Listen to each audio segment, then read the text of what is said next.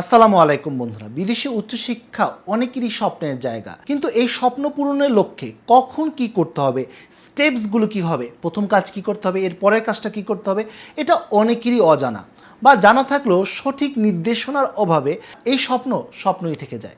আজকের ভিডিওতে বিদেশি উচ্চশিক্ষার প্রস্তুতি নিয়ে আলোচনা করব। কখন কি করতে হবে, ফার্স্ট স্টেপ কি হবে, সেকেন্ড স্টেপ কি হবে, থার্ড স্টেপ কি হবে, সব কিছু নিয়ে আলোচনা করব, যাতে করে নিজেই বিভিন্ন বিশ্ববিদ্যালয়ে আবেদন করা যায়, বিভিন্ন স্কলারশিপে আবেদন করা যায়, সময় এবং অর্থের অপচয় যেন না হয়। এমনকি আপনি যদি কোনো মেন্টরশিপের মাধ্যমে, কোনো এজেন্সির মাধ্যমেও যদি কাজ করেন, স্টেপসগুলো জানা থাকলে আপনাকে কেউ ঠকাতে পারবে না। তাই আজকের ভিডিওটি অনেক বেশি ইম্পর্টেন্ট হতে যাচ্ছে, কোনো অংশ মিস করবেন। আপনি যদি নিজের টাকা খরচা করে, অর্থাৎ সেলফ ফাইন্যান্সে অথবা স্কলারশিপের মাধ্যমে দেশের বাইরে পড়াশোনার পরিকল্পনা করে থাকেন, তাহলে এই স্টেপসগুলো আপনার কাজে আসবে। প্রথম স্টেপ, পাসপোর্ট। বন্ধুরা, পাসপোর্টটা অনেক ইম্পর্টেন্ট। ইতিমধ্যে যদি পাসপোর্ট করে থাকেন তাহলে প্রথম কাজটি আপনার হয়ে গেছে। আর পাসপোর্ট না করিয়ে থাকলে অবশ্যই আপনার পাসপোর্টটা করিয়ে নেওয়া উচিত। পাসপোর্ট করার সময় অবশ্যই 10 বছর মেয়াদি পাসপোর্ট করবেন, 5 বছর মেয়াদি পাসপোর্ট করবেন না, কারণ 5 বছর দেখতেই চলে যায়। আর 10 বছর একটা লম্বা সময়, অনেক সময় হাতে পাওয়া যায় আবেদন এবং বিদেশে যাওয়া সব কিছু কিন্তু স্বাচ্ছন্দ্যে করা যায়। পাসপোর্ট করার ক্ষেত্রে কয়েকটি বিষয় আপনাকে নজর রাখতে হবে বা গুরুত্ব দিতে হবে। প্রথমত হচ্ছে আপনার একাডেমিক ডকুমেন্টস, অর্থাৎ SSC, HSC, honours, masters, certificate, marksheet, জন্ম নিবন্ধন, এনআইডি এবং অন্যান্য যে গুরুত্বপূর্ণ ডকুমেন্টসগুলো রয়েছে সব জায়গায় যেন একই নাম থাকে, অর্থাৎ পাসপোর্টের নামের সাথে আপনার সকল ডকুমেন্টসে যেন নাম সেম থাকে, কোথাও বানানের ভুল যাতে না থাকে। দ্বিতীয়ত হচ্ছে আপনার প্যারেন্টসের নাম, অর্থাৎ আপনার পিতামাতার নাম এবং আপনার পাসপোর্টের নাম এবং ডকুমেন্টস, অর্থাৎ একাডেমিক ডকুমেন্টস, জন্ম নিবন্ধন, এনআইডি সব কিছু যেন সেম থাকে। যদি সেগুলো না থেকে থাকে, ভুল থেকে থাকে, অবশ্যই কারেকশন করে নেবেন। আর বন্ধুরা, নিশ্চয়ই আপনারা রিসেন্টলি বিভিন্ন ব্লগের মাধ্যমেও দেখেছেন বা ভিডিওর মাধ্যমেও দেখেছেন, বাংলা বানান নিয়ে পাসপোর্ট অফিসে একটি সমস্যা তৈরি হয়েছে। তো বাংলা বানান এখানে কোনোভাবেই গুরুত্বপূর্ণ না। আপনার যদি ইংরেজি বানান, যেটা আমাদের এনআইডিতে থেকে থাকে, সেটার নামের সাথে আপনার পাসপোর্ট এবং অন্যান্য ডকুমেন্টসের যদি নাম ঠিক থাকে, তাহলে কোনো সমস্যা নেই, পাসপোর্ট করতে কোনো বাধা নেই। অনেকেই প্রশ্ন করতে পারেন যে ভাইয়া, পাসপোর্টটা তাহলে আমরা কখন করব? যত দ্রুত সম্ভব করা যায়। এখন তো পাসপোর্ট ইমার্জেন্সিও করা যায়। মোট কথা, আপনি বিদেশে যাওয়ার জন্য কখন পরিকল্পনা করছেন? আপনি কি এখন পরিকল্পনা করছেন, নাকি 1 বছর পরে করছেন, নাকি 6 মাস পরে করছেন? যদি আপনার কাছে পর্যাপ্ত সময় থেকে থাকে, তাহলে আপনি সময় নিয়ে 1 মাস সময় নিয়ে পাসপোর্ট করিয়ে ফেলেন, খরচ বেঁচে যাবে। আর যদি আপনার কাছে সময় কম থাকে, এই যে ইনটেক রয়েছে সেটা কি আপনি ধরতে যাচ্ছেন, বা সামনে একটি স্কলারশিপ সার্কুলার আসতে পারে বা আবেদন করবেন, তাহলে ঝটপট করিয়ে ফেলুন। এবার আসি দ্বিতীয় কাজ, বাজেট। অনেকেই বলতে পারেন ভাইয়া, ইউনিভার্সিটি সিলেকশন বা দেশ সিলেকশনটা এখানে ইম্পর্টেন্ট না। দেশ বা ইউনিভার্সিটি সিলেকশনের আগে বাজেটটা খুব গুরুত্বপূর্ণ। কারণ বাংলাদেশের ম্যাক্সিমাম শিক্ষার্থী, আপনি আমি সবাই ম্যাক্সিমাম শিক্ষার্থী মিডল ক্লাস ফ্যামিলি থেকে বিলং করি, যেখানে আমাদের প্যারেন্টসের আর্থিক সমস্যা রয়েছে, অর্থাৎ আমাদের স্পন্সরের সমস্যা রয়েছে। সেক্ষেত্রে আমাদের সবারই আগে বাজেটটা চিন্তা করা উচিত। আপনার প্যারেন্টস কতটুকু আর্থিকভাবে আপনাকে স্পন্সর করবে বা সাপোর্ট দিতে পারবে, সেটা আগে তাদের কাছ থেকে জেনে নিন, কথাবার্তা ক্লিয়ার করে নিন। তাহলে আপনার দেশ সিলেকশন করাটা সহজ হবে।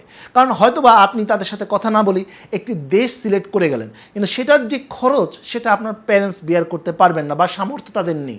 সেক্ষেত্রে আপনার স্বপ্নটা কিন্তু ভেঙে যাবে। এবার আসি তৃতীয় কাজ, বাজেট মোটামুটি হয়ে গেল। এখন বাজেটের উপর নির্ভর করছে আপনি কোন দেশটি সিলেক্ট করছেন। ইউএস, কানাডা, অস্ট্রেলিয়া বা ইউকের মতো দেশগুলোতে বা আয়ারল্যান্ডের মতো দেশগুলোতে খরচ অনেক বেশি।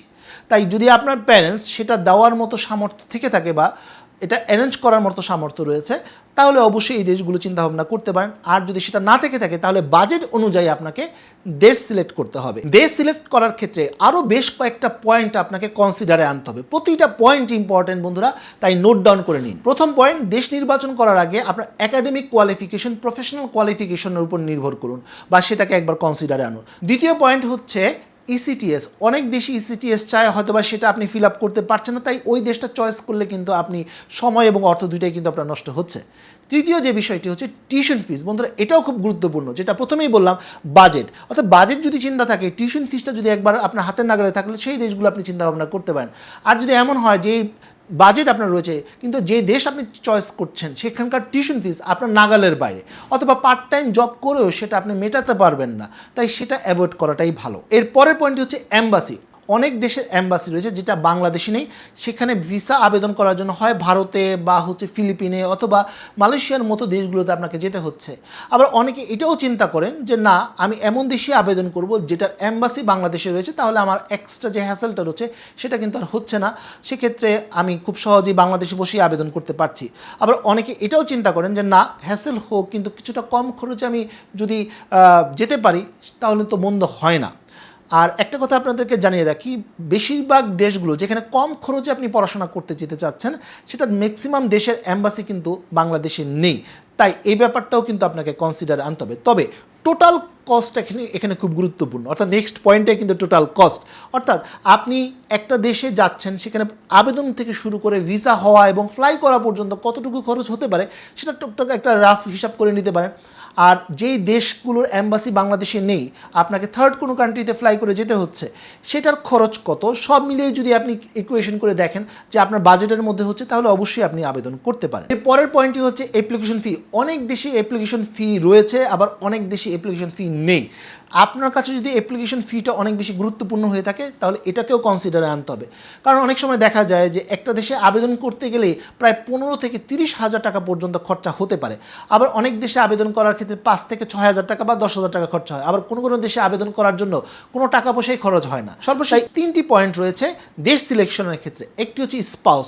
অনেকেরই চিন্তাভাবনা থাকে যে আমার স্পাউসকে অথবা ডিপেন্ডেন্টকে সঙ্গে করে নিয়ে যাব, সেক্ষেত্রেও কিন্তু আপনার দেশ চয়েসের ক্ষেত্রে গুরুত্বপূর্ণ একটা বিষয় হতে পারে। এক্ষেত্রে স্পাউসের ক্ষেত্রে দুটি বিষয় রয়েছে। কোনো কোনো দেশ স্পাউস সাথে করে অ্যালাউ করে, যেমন নরওয়ে একটি দেশ রয়েছে বা ফিনল্যান্ডের মতো দেশগুলো স্পাউস সহ আপনি মুভ করতে পারবেন। আবার অনেক দেশ স্পাউসকে অ্যালাউ করে কিন্তু মেইন ক্যান্ডিডেটকে আগে আসতে হয়, তারপর স্পাউসকে নিয়ে যেতে পারেন। তো এই বিষয়টাকেও আপনাকে কনসিডার আনতে হবে যে আপনি কি একসাথে যেতে চাচ্ছেন নাকি আপনি আগে যাবেন তারপর আপনার স্পাউসকে নিয়ে যাবেন। সর্বশেষ দুটি পয়েন্ট, একটি হচ্ছে যে ওয়ার্ক অপরচুনিটি কেমন, কোন দেশ কতটুকু আপনাকে কাজের অনুমতি দিচ্ছে। অনেক দেশ কাজের ব্যাপারে কোনো রেস্ট্রিকশন থাকে না, অনেক দেশে 10 ঘন্টা 15 ঘন্টা 20 ঘন্টার একটা রেস্ট্রিকশন থাকে, সেই ব্যাপারটাও আপনাকে চিন্তা করতে হবে। পাশাপাশি পিআর ফ্যাসিলিটিস কেমন, অনেক দেশে অনেক সুবিধা পেতে পারে, কম টাকাও পড়তে পারেন, হয়তো বা সেই দেশের পিআর ফ্রেন্ডলি কোনো দেশ না, পিআর পেতে আপনাকে অনেক কষ্ট করতে হবে, অনেক রুলস অ্যান্ড রেগুলেশন আপনাকে কনসিডারে আনতে হবে। তাই সেই দেশগুলো বাদ দিয়ে ইমিগ্রেন্ট ফ্রেন্ডলি কোনো দেশের কথা আপনাকে ভাবতে হবে। এবার আসি চতুর্থ কাজ। বন্ধুরা, এই কাজটাও ইম্পর্টেন্ট। দেশ যখন সিলেক্ট হয়ে যাবে, এরপর আপনাকে ইউনিভার্সিটি সিলেক্ট করতে হবে, অর্থাৎ আপনার ব্যাকগ্রাউন্ড অনুযায়ী আপনি সাবজেক্ট চিন্তা ভাবনা করবেন।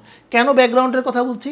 কারণ এই ব্যাকগ্রাউন্ড অনুযায়ী যদি সাবজেক্ট নির্বাচন করেন, তাহলে আপনার ভিসা পেতে, অ্যাডমিশন পেতে সব জায়গায় আপনি কিন্তু এগিয়ে থাকবেন। এবং তাদের টিউশন ফিসটা কত, রিকোয়ারমেন্টটা কী, সাবজেক্ট অনুযায়ী কোনো রিকোয়ারমেন্ট রয়েছে কিনা, এবং আইএলসের রিকোয়ারমেন্টটা কি, এমওআই দিয়ে আবেদন করা যাচ্ছে কিনা, ব্যাংক ব্যালেন্স আগে শো করতে হবে কিনা, এরকম নানা বিষয় অবশ্যই আপনাকে কনসিডারে আনতে হবে। এর সাথে আরেকটি বিষয় হচ্ছে অ্যাপ্লিকেশন ফিস, অর্থাৎ আপনি যে দেশটা সিলেক্ট করছেন, যে ইউনিভার্সিটি সিলেক্ট করছেন, সেখানে অ্যাপ্লিকেশন ফিটা কত, এই সব কিছু কিন্তু আপনি একটা এক্সেল শিটের মাধ্যমে করতে পারেন। অর্থাৎ আপনি দেশ সিলেক্ট করলেন, সেই দেশে কোন কোন ইউনিভার্সিটি রয়েছে সেগুলো গুগল করে নিতে পারেন, সার্চ করতে পারেন, করে সেই কান্ট্রির সেই ইউনিভার্সিটির নাম, তাদের ওয়েব অ্যাড্রেসের লিঙ্ক, ইমেল অ্যাড্রেস এবং রিকোয়ারমেন্টটা কি, আইএলসি রিকোয়ারমেন্ট কি, এরকম একটা এক্সেল শিট যদি করে ফেলেন, তাহলে আপনার রিসার্চ করার পর আপনি এক নজরে কিন্তু বুঝতে পারবেন কখন কোথায় কীভাবে আবেদন করতে হবে, কত খরচ হবে আবেদন করার জন্য। পুরো বিষয়টা কিন্তু আপনি এক নজরে বুঝতে পারবেন। এরপর আসবে পঞ্চম কাজ, আইএলটিএস এর প্রস্তুতি, অর্থাৎ একটা ল্যাঙ্গুয়েজ রিকোয়ারমেন্ট ফুলফিল আপনাকে করতে হবে, সেটা আইএলসের মাধ্যমে হোক, টোফেলের মাধ্যমে হোক, পিটি এর মাধ্যমে হোক, বা অন্য কোনো ল্যাঙ্গুয়েজ টেস্টের মাধ্যমে হোক। আপনি যেই দেশে আবেদন করছেন, যে ইউনিভার্সিটিতে আবেদন করছেন, সেই ইউনিভার্সিটি এবং সেই দেশে ল্যাঙ্গুয়েজ রিকোয়ারমেন্টটা কী চাচ্ছে, আইএলটিএসে কত স্কোর চাচ্ছে, 6.0 চাচ্ছে, 6.5 চাচ্ছে, নাকি 7 চাচ্ছে, এটা আপনাকে অবশ্যই চিন্তা ভাবনা করতে। ওই ইউনিভার্সিটিকে এমওআই অ্যাকসেপ্ট করছে নাকি এমওআই অ্যাকসেপ্ট করছেন না, এটাও কিন্তু আপনাকে আনতে হবে। এরপর আসি ষষ্ঠ কাজ, এখানে মূলত আপনাকে ফান্ড অ্যারেঞ্জ করতে হবে, অর্থাৎ আপনি যে দেশটা, যে ইউনিভার্সিটি সিলেক্ট করছেন, সেখানে কতটুকু খরচা হতে পারে মোটামুটি একটু রাফ করে ফেলুন। ব্যাংক ব্যালেন্সে কত টাকা লাগছে, টিউশন ফিস দিতে কত টাকা লাগবে, কত টাকা আপনি ছাড় পাচ্ছেন বা স্কলারশিপ বা ওয়েভার পাচ্ছেন, এখানে আপনার এম্বাসিতে কত টাকা খরচ হবে, অ্যাপ্লিকেশন ফি কত হবে, টোটাল একটা হিসাব করে ফেলুন এবং সেই অনুযায়ী ফান্ড অ্যারেঞ্জ করুন। এক্ষেত্রে আপনার ব্যাংক লোনের প্রয়োজন আছে কিনা, বা অন্য কোনো রিলেটিভসের মাধ্যমে আপনি ফান্ড অ্যারেঞ্জ করবেন কিনা, এই সব কিছু আপনাকে এই ষষ্ঠ স্টেপে এসে করতে হবে। এই 3টে স্টেপস আপনাকে প্যারালালি করতে হবে, অর্থাৎ ইউনিভার্সিটি একদিকে সিলেকশন করবেন, সাথে সাথে আপনাকে আইএলটিএস এর প্রিপারেশন নিতে হবে এবং সাথে ফান্ডের অ্যারেঞ্জও করতে হবে। এই 3টা কাজ প্যারালালি করতে হবে আপনাকে। সপ্তম কাজ, ডকুমেন্টস অ্যারেঞ্জ করা। স্পন্সরের কাগজপত্র, এলওআর অর্থাৎ কোনো ডকুমেন্টসের যদি অ্যাটাস্টেশন বাকি থেকে থাকে সেটা, এলওআর অর্থাৎ letter of recommendation, soap, CV, সার্টিফিকেটে যদি কোনো কিছু থেকে থাকে সেই সব কিছু আপনাকে প্রথম স্টেপে এসে আপনাকে করতে হবে। সপ্তম স্টেপ শেষ, ডকুমেন্টস রেডি, ইউনিভার্সিটি সিলেকশন হয়ে গেছে, আইএলসের রেজাল্ট হাতে রয়েছে, ফান্ড অ্যারেঞ্জ হয়ে গেছে এবং ডকুমেন্টস রেডি হয়ে গেছে। এখন আপনাকে আবেদন করতে হবে। ইউনিভার্সিটিতে আবেদন করে ফেলুন। আবেদন করার ক্ষেত্রে কয়েকটা বিষয় এখানে আসতে পারে। কোনো কোনো বিশ্ববিদ্যালয় সরাসরি আপনাকে অফার লেটার দিতে পারে, কোনো কোনো ইউনিভার্সিটি একটি ইন্টারভিউ নিয়ে অর্থাৎ মোটিভেশনাল ইন্টারভিউ নিয়ে তারপর তারা অফার লেটার দিতে পারে। আবার কোনো কোনো ইউনিভার্সিটি হয়তো বা শুধু ডকুমেন্টসের উপর বেস করে আপনাকে অফার লেটার দিয়ে দিতে পারে।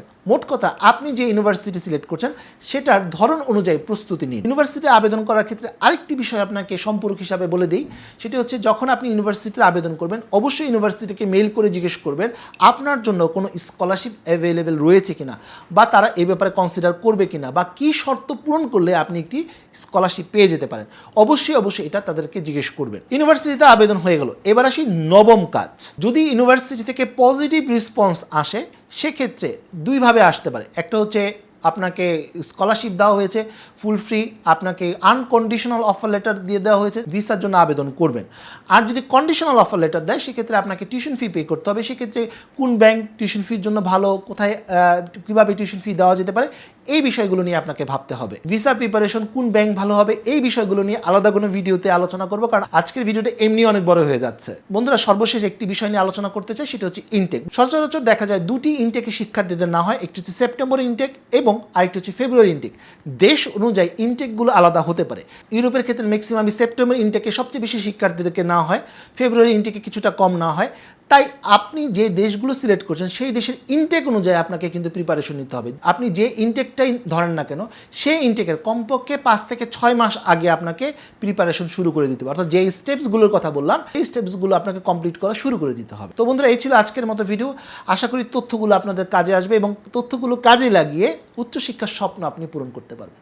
তো বন্ধুরা, যে পর্যন্ত সবাই ভালো থাকুন, সুস্থ থাকুন। দেখা হবে আগামী কোনো ভিডিওতে। সে পর্যন্ত আল্লাহ হাফেজ।